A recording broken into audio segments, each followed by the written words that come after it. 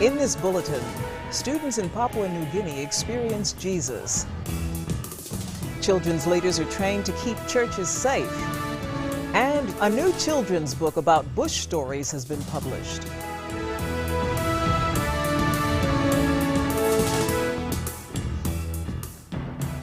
This is Infocus News. Hello, I'm Francine Bell, filling in for David Gibbons, who is on leave overseas this week.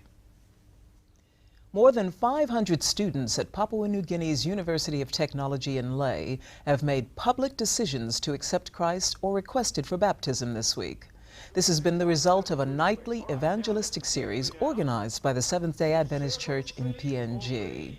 The meetings were held every evening over 3 weeks, with an additional 2 on Saturday mornings. The response of the students has been overwhelming, actually. Probably about a quarter of the students on the campus have been attending every night of the week. 320 made decisions for Christ, and about 162 came forward for baptism the other evening. Some 800 staff and students pack the venue to capacity every evening, with people sitting on the stairways and even on the stage. A closed-circuit TV and speakers also had to be set up to cater for those outside the venue. More than 80 Adventist writers attended a series of seminars held last month at 3 different locations around Australia. Canadian Trudy Morgan Cole, author of 13 books, was the featured presenter at the seminars. They were held at the church's regional camp meetings in Perth and Brisbane, as well as Avondale College, the church's tertiary institution in New South Wales. Morgan Cole encouraged and challenged participants to use their writing skills to contribute to church and other publications. She said she believed that the Adventist Church in Australia has many gifted writers, and while some are currently writing, many more with talent ripe for development are yet to emerge. Keynote speaker Eddie Tupai welcomed hundreds of Sydney-based Adventist church members to a training weekend recently. Tupai is the Samoan-born president of the churches in the North Island of New Zealand. But he was asked to inspire and train church members to grow healthy congregations to serve the wider community. Organizers of the Inspire 08 camp were pleased that hundreds more came on Saturday to the Maru retreat near Kurrajong. 60 workshops were run over the 3 days, and children attended their own classes so that parents could concentrate on the workshops.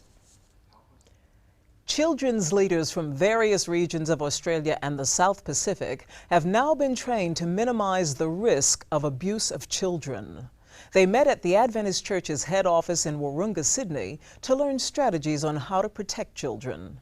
The meetings were run by the Children's Ministries Department of the church. The training that we've had over this last week has been brilliant in that it's dealt with the issues that the kids are dealing with and how we as leaders can ameliorate those issues. The Fijian president, as well as the interim prime minister, Frank Bainimarama, attended the funeral of a prominent Adventist in Fiji last week. Semi Tabakanalagi was the general manager of the Native Land Trust Board, and at the time of his death, he was helping to find a resolution over the Adventist church-owned Fulton College land lease issue. Thousands of people from around Fiji attended the funeral of Mr. Tabernakalagi, who had been battling a long illness. He is survived by his wife, Veseva, and their 5 children. A new children's book about a boy living in the Australian bush in the 1940s has just been published. Written by Seventh-day Adventist pastor Errol Wright, the book contains 40 short stories about Bill, a boy living on a property between Foster and Tauree in New South Wales. Yeah, at Science Publishing, we're actually really excited to be behind Bill's Bush Adventures. It's a great book. It's kind of like going to church and listening to Pastor Wright tell children's stories.